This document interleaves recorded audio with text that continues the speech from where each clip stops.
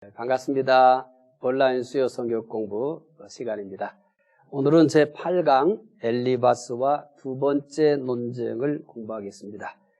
본문은 욥기 15장 1절부터 17장 16절까지 내용입니다. 먼저 제7강 복습부터 하겠습니다. 첫 번째는 엘리바스의 주장을 네 가지 소개했었습니다. 첫 번째, 엘리바스의 고난에 대한 이해입니다. 엘리바스는 고난에 대해서 어떻게 이해했습니까? 엘리바스는 고난을 죄의 결과로 보고 있습니다. 두 번째는 엘리바스의 인과응보의 근거입니다. 엘리바스의 인과응보의 근거는 엘리바스는 자신의 영적 체험을 근거로 인과응보가 맞다고 주장합니다. 세 번째, 엘리바스의 욥에 대한 판단입니다.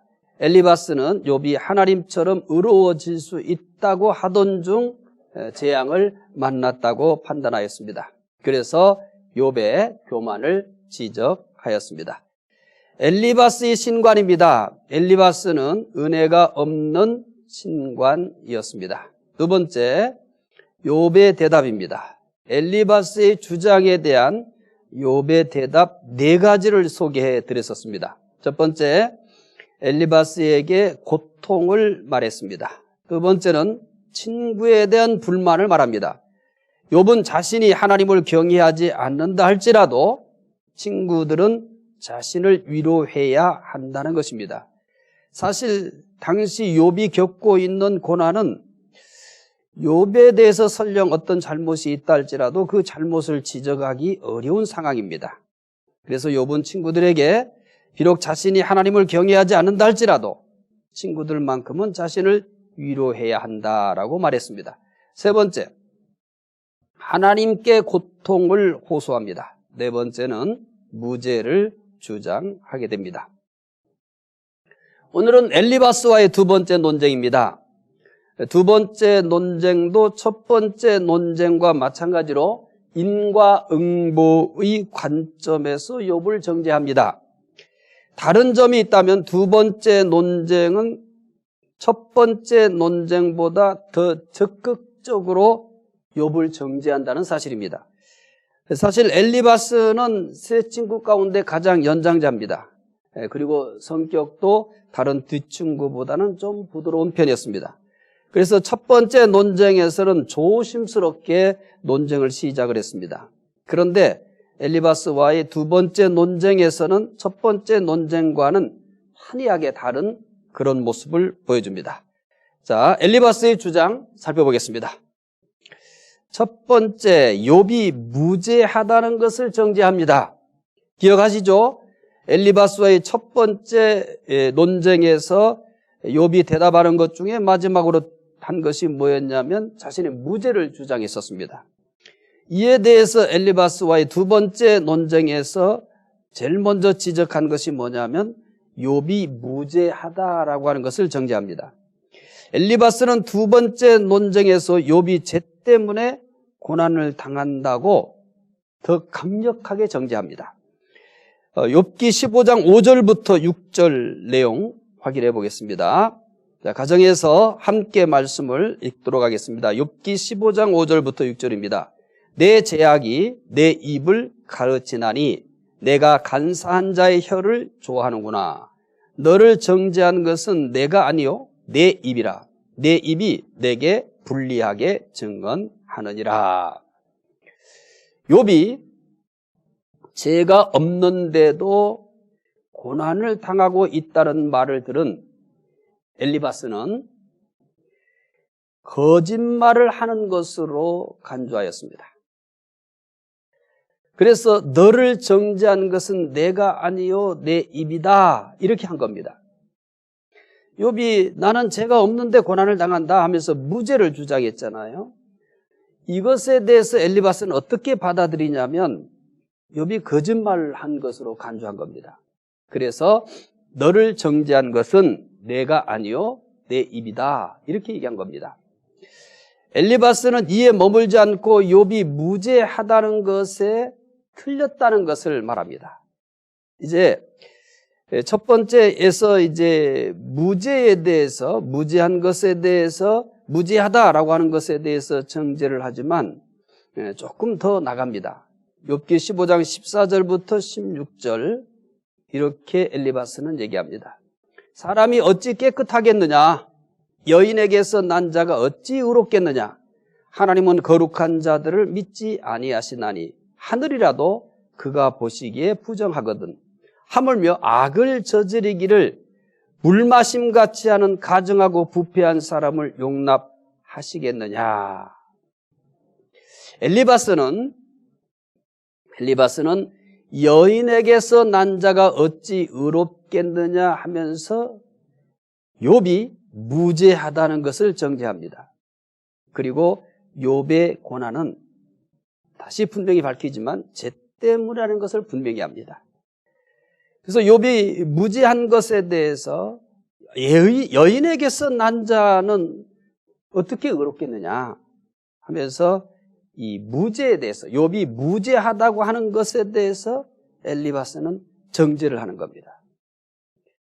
그래서 엘리바스는 다시 욥의 고난은 죄 때문이라고 하는 것을 분명히 얘기합니다.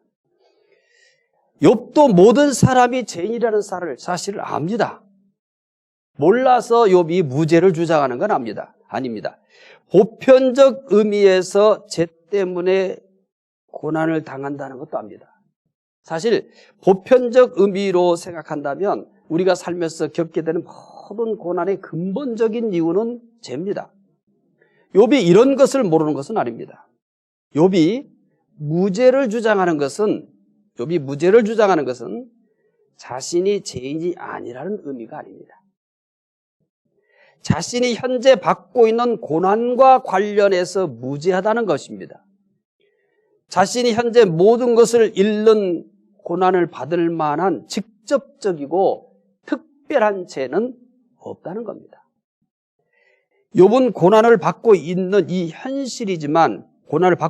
현실이지만 적어도 이 고난이 죄 때문이라고 생각하지는 않습니다.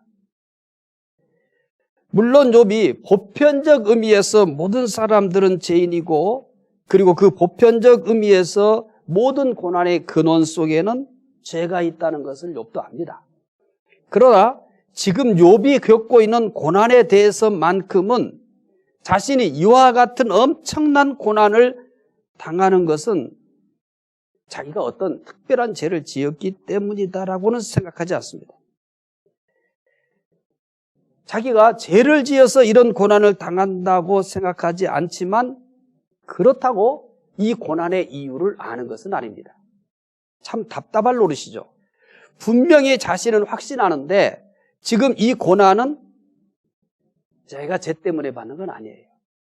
그런데 누군가가 그럼 너 고난은 뭐 때문에 받냐 이렇게 묻는다면 욥은 사실 이 고난의 이유를 설명할 수가 없습니다.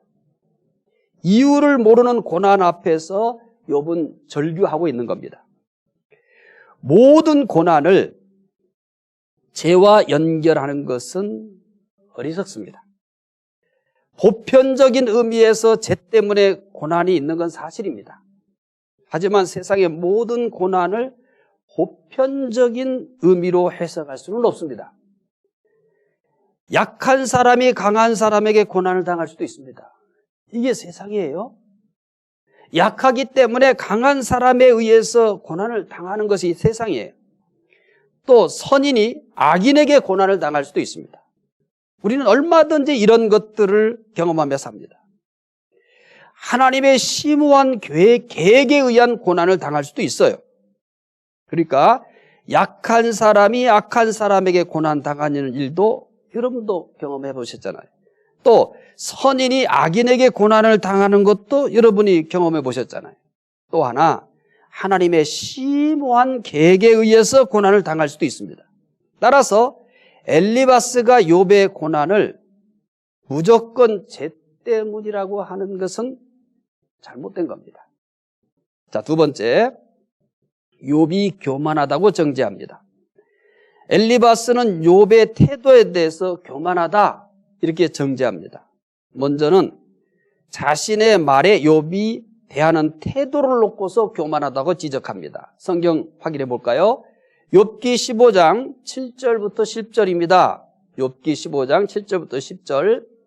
내가 만일 먼저 난 사람이냐? 산들이 있기 전에 내가 출생하였느냐? 하나님이 오묘하심을 내가 들었느냐? 지혜를 홀로 가졌느냐? 내가 아는 것을 우리가 알지 못하는 것이 무엇이냐? 내가 깨달은 것을 우리가 소유하지 못한 것이 무엇이냐? 우리 중에는 머리가 신 사람도 있고 연로한 사람도 있고 내 아버지보다 나이가 많은 사람도 있느니라. 엘리바스는 자신을 비롯하여 두 친구는 욥보다 나이가 많다고 합니다. 나이가 가장 많은 사람은 어느 정도냐면 욥의 아버지보다 나이가 많다고 합니다. 사실 욥의 아버지보다 나이가 많은 사람은 바로 엘리바스 자신입니다. 이렇게 아버지 같은 사람이 권면을 했는데 욥이 받아들이지 않자 화가 단단히 난 것 같습니다. 아버지보다 나이가 많은 사람의 권면을 받아들이지 않는 욥을 엘리바스는 교만하다고 정죄한 겁니다. 엘리바스가 욥을 교만하다고 정죄하는 건 또 있어요. 자기 아버지보다 나이가 많은 사람이 권면을 했는데 욥이 그것을 안 받아들였거든요. 난 무죄하다 이거예요. 그래서 엘리바스는 자기 아버지보다 나이가 많은 사람의 권면을 받아들이지 않는 이 욥을 보면서 교만하다라고 정죄를 하는 겁니다. 엘리바스가 욥을 교만하다고 정죄하는 이유가 또 있어요. 욥기 15장 11절부터 13절입니다. 같이 읽겠습니다. 하나님의 위로와 은밀하게 하시는 말씀이 내게 작은 것이냐? 어찌하여 내 마음에 불만스러워하며 내 눈을 번뜩거리며 내 영이 하나님께 분노를 터뜨리며 내 입을 놀리느냐? 또 욥기 15장 24절 25절이에요. 또 함께 읽겠습니다. 환난과 역경이 그를 두렵게 하며 싸움을 준비한 왕처럼 그를 쳐서 이기리라. 이는 그의 손을 들어 하나님을 대적하며 교만하여 전능자에게 힘을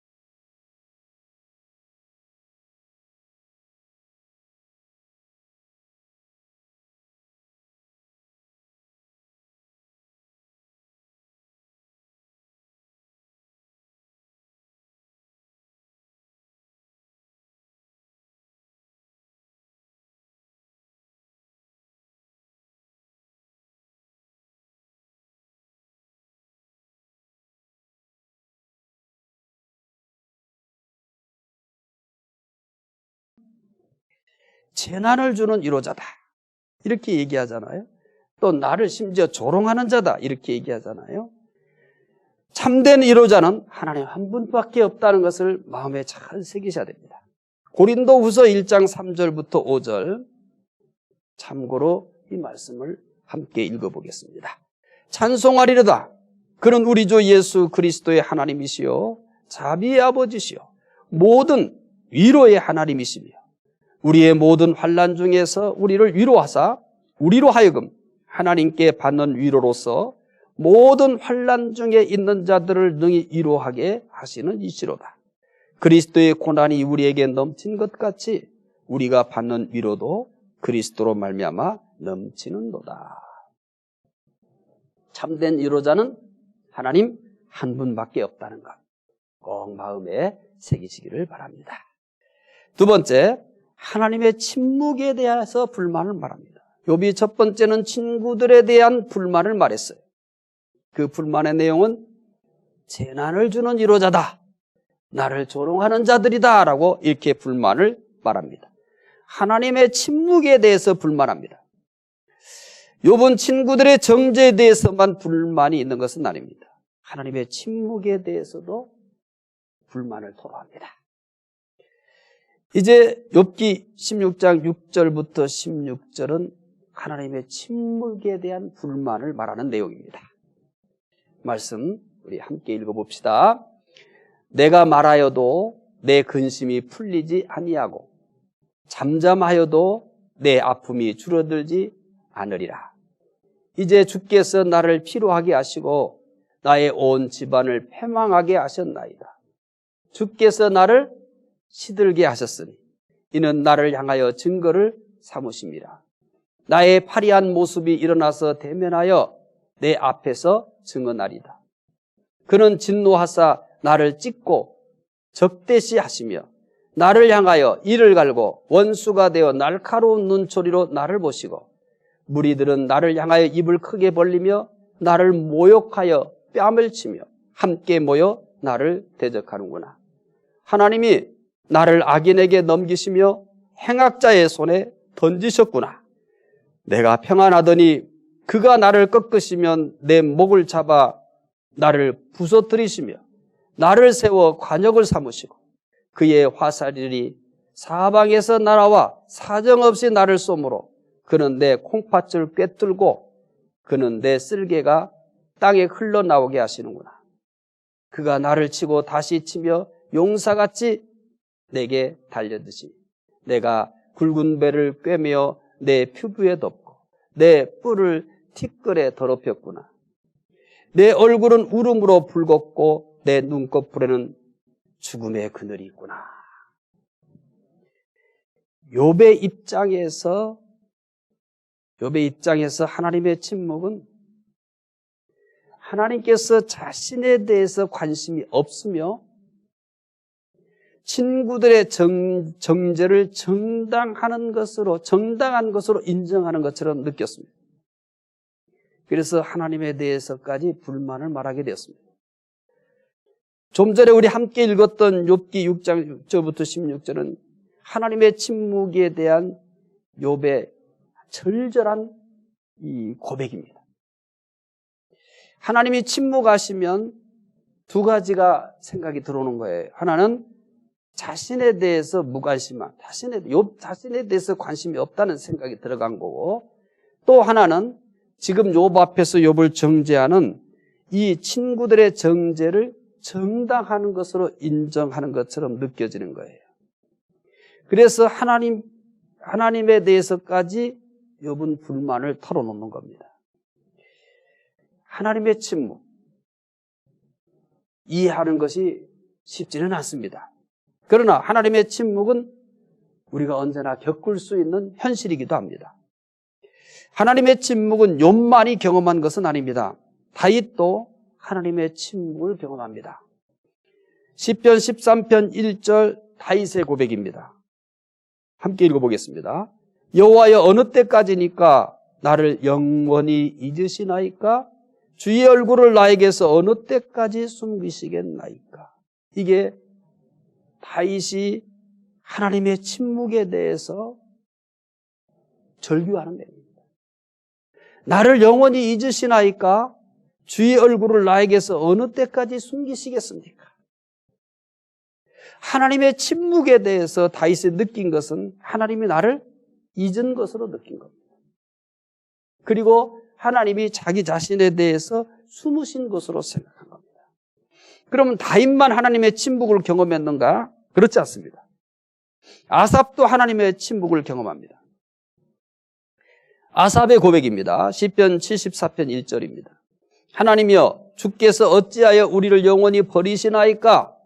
어찌하여 주께서 기르시는 양을 향하여 진노의 연기를 뿜으시나이까? 이 아삽은 다윗보다 더 강한 표현을 썼죠. 어찌하여 영원히 버리시나이까? 아삽은 하나님의 침묵에 대해서 하나님이 버린 것으로 느낀 거예요. 그래서 어찌하여 우리를 영원히 버리시나이까? 라고 절규하고 있는 겁니다. 고라 자손도 하나님의 침묵을 경험합니다. 고라 자손의 고백입니다. 시편 88편 14절 함께 읽겠습니다. 여호와여, 어찌하여 나의 영혼을 버리시며 어찌하여 주의 얼굴을 내게서 숨기시나이까? 고라 자손 역시 하나님의 침묵에 대해서 나의 영혼을 버린 것으로 봤어요. 그래서 이렇게 얘기해요. 어찌하여 주의 얼굴을 내게서 숨기시나이까? 하나님의 침묵은 욥만 경험하는 게 아닙니다. 다윗도 경험했고 아삽도 경험했고 고라 자손도 경험합니다. 이들만 하나님의 침묵을 경험할까요? 하나님의 침묵은 모든 사람들이 경험합니다.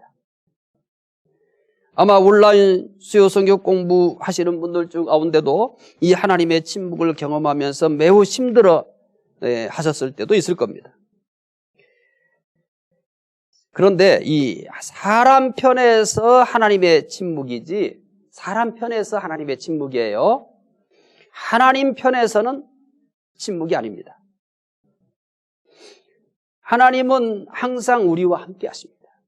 하나님의 침묵은 사람이 설명할 수 없는 하나님의 심오한 역사의 방법입니다. 하나님은 아무 의미도 없이 침묵하는 게 아니에요.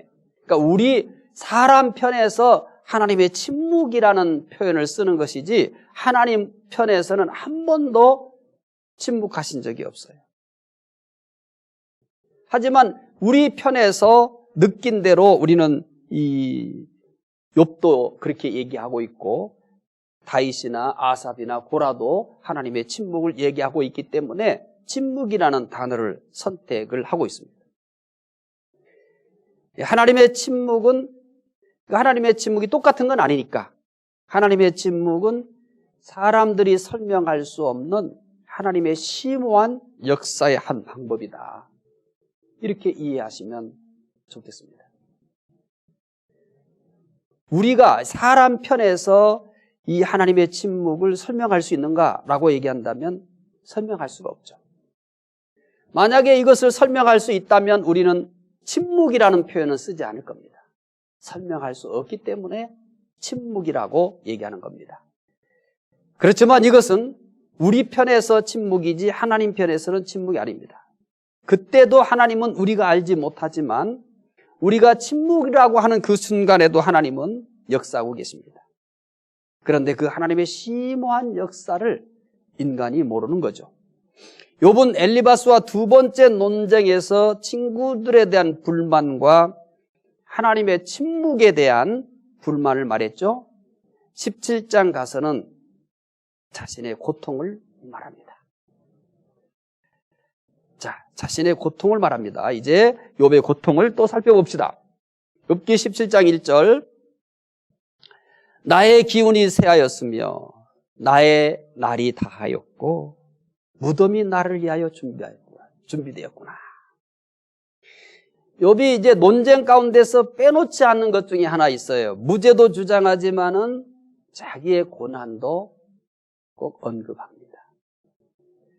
지금 엘리바스와의 두 번째 논쟁에서도 자신의 고난을 또 얘기하잖아요.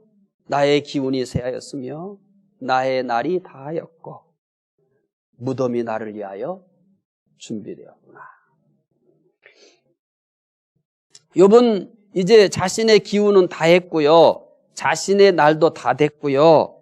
이제 욥 자신을 위해서 기다리는 건 뭐밖에 없다는 것을 얘기하냐면 무덤밖에 없다는 겁니다. 그러니까 자기에게 지금 기다리고 있는, 자기에게 벌어질 일은 한 가지밖에 없다는 거예요. 그 한 가지가 뭐예요? 죽음입니다. 지금 이 상황에서 욥에게 있을 법한 일은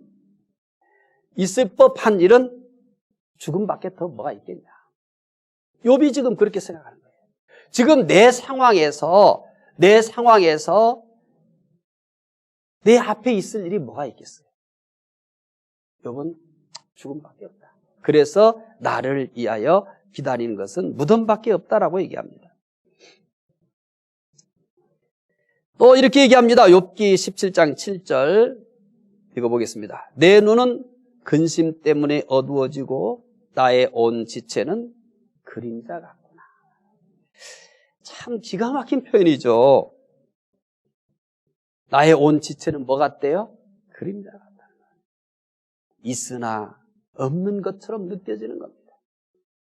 살아있으나 죽은 거나 다름없는 그 실체를 얘기하는 겁니다.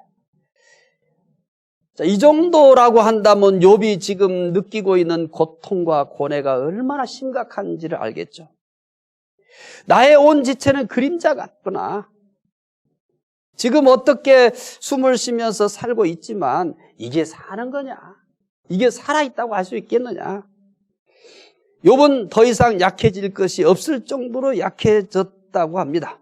욥기 17장 11절 이렇게 얘기합니다.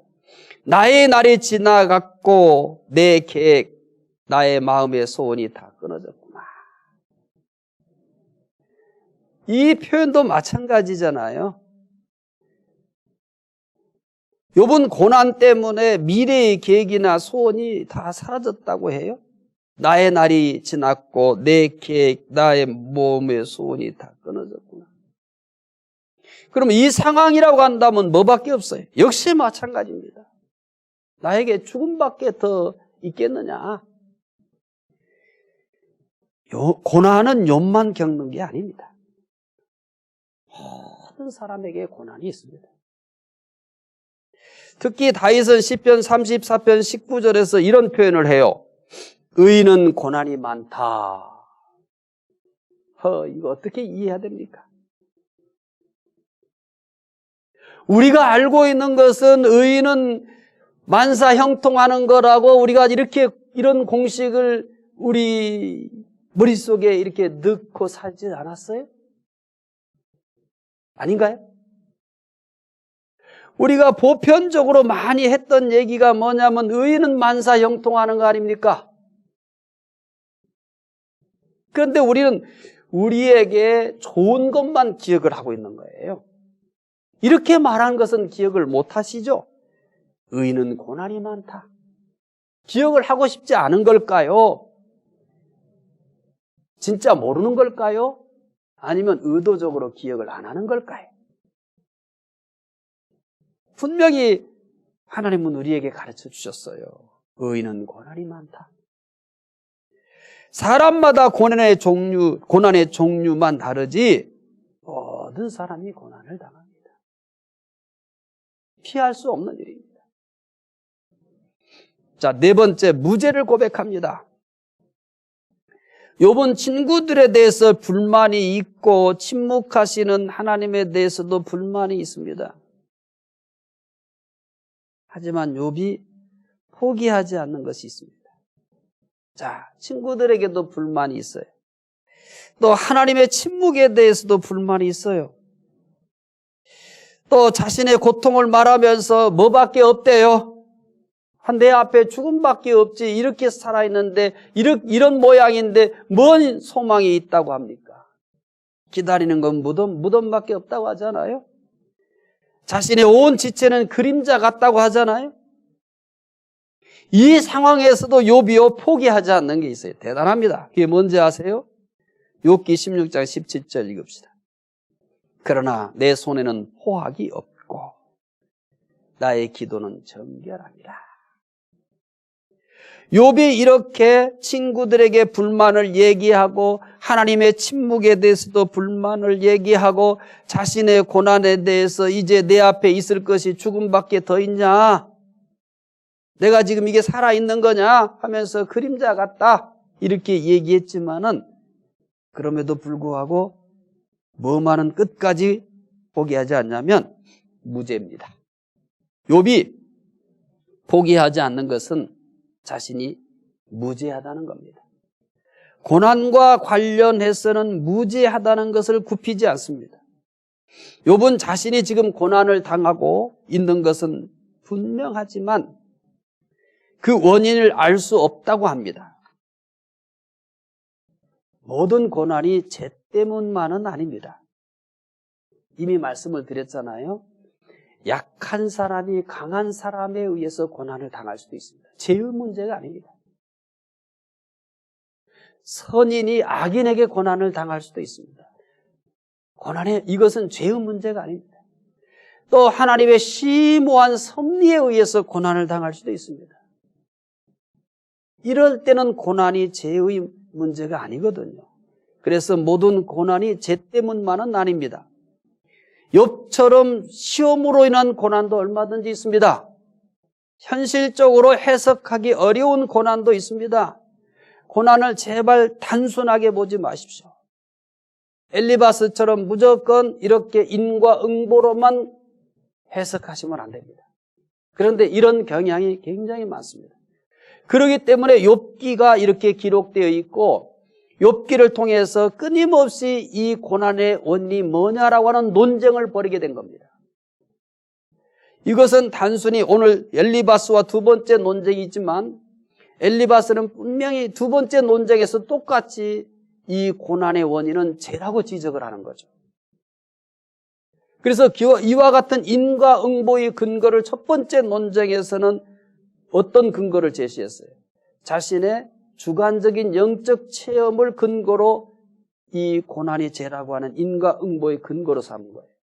오늘 두 번째 논쟁에서 엘리바스는 조상들로부터 내려온 이 전통적인 지혜, 이걸 가지고 또 인과응보의 근거로 제시한 겁니다. 엘리바스처럼 생각하는 사람이 우리 주변에는 많습니다. 고난은 무조건 죄로만 보려고 하는 습관이 있어요. 그런데 이것은 다른 사람에 대해서만 그런 게 아니에요. 자기 자신에서도 어떤 고난이나 어려움이 있으면 무조건 뭐부터 생각하냐면 죄 지은 거 없을까? 여러분, 우리가 죄 때문에 고난을 당한다면 우리는 다 이미 이게 생존하기 어렵습니다. 죄만 지면 고난이 임한다면 말이에요. 그렇지 않습니다. 말씀드린 것처럼 그런 보편적인 의미에서 우리가 이 세상에 살면서 당하는 이 고난의 해석은 죄라고, 이 보편적 의미에서라고 이렇게 해석할 수 있겠지만은 특수한 의미에서 그랬을 때는 모든 고난을 죄로만 해석할 수가 없습니다. 그것은 하나님께서 하시는 일을 사람이 다 알 수 없기 때문입니다. 이럴 경우에는 하나님을 의지하면서 기다려야 합니다. 고난이 죄 때문이 아니라고 한다면, 그러면서 그 고난의 원인을 도저히 알 수 없다면 이제 욥기를 배우시면서 이 고난을 다루는 방법을 배웠으면 합니다. 저는 온라인 수요 성경 공부를 통해서 지금 욥기를 공부하시는 분들이 욥기를 끝났을 때는 적어도 고난을 다루는 전문가가 되었으면 합니다. 고난을 다루는 전문가.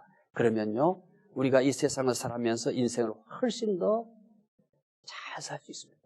왜냐하면 사실 우리가 살면서 가장 어려운 것들은 고난이거든요. 그런데 우리는 이 고난을 어떻게 다룰 것인가라고 하는 것은 별로 배운 일이 없어요. 인생을 지금보다 더 한 단계 업그레이드해서 멋지게 살게 살 수 있는 가장 좋은 방법 중에 하나가 뭐냐면 고난을 잘 다룰 수 있도록 공부를 하는 겁니다. 끝까지 욥기 공부에 잘 임하셔서 고난을 다루는 전문가가 되면은 저는 이런 이야기를 해주고 싶어요. 인생의 전문가가 될 수 있다. 고난을 잘 다룰 수 있는 전문가가 된다면 그 사람은 인생의 전문가도 될 수 있다라고 얘기하고 있습니다. 자, 고난의 이유를 잘 모른다. 그러면 하나님을 의지하시고 기다리는 것이 답입니다. 자, 8강 복습합시다. 첫 번째, 엘리바스의 주장 공부했죠. 첫 번째, 욥이 무죄하다는 것을 정죄했습니다. 두 번째, 뭐 정죄했죠? 교만하다고 정죄했죠. 세 번째, 정죄의 근거는 뭡니까? 엘리바스는 조상들로부터 전승된 지혜를 정죄의 근거로 들었습니다. 두 번째, 욥의 대답입니다. 친구들에 대한 불만을 말했습니다. 두 번째, 하나님의 침묵에 대해 불만을 말했습니다. 세 번째, 자신의 고난을 말했습니다. 네 번째, 무죄를 고백했습니다. 여러 이 제목들을 가지고 공부했습니다만 오늘 공부는 굉장히 간결합니다. 다시 여러분 요약된 것들을 살펴보시게 되면 아주 간결한 내용이었습니다. 다음 주 수요일까지 읽어야 할 말씀입니다. 제9강입니다. 엘리바스와의 세 번째 논쟁입니다. 다음 주는 이제 세 번째 하면 엘리바스와의 논쟁은 끝나게 됩니다. 욥기 22장 1절부터 24장 25절까지입니다.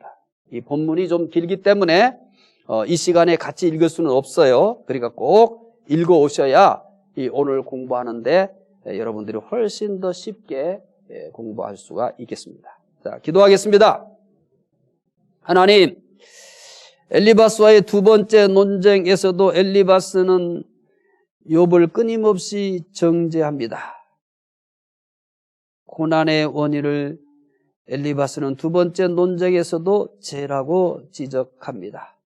하나님, 우리가 이 세상에 살면서 모든 고난을 죄가 원인이라고 해석할 수 없다는 것을 분명히 깨닫는 시간이 되게 해 주시기 원합니다.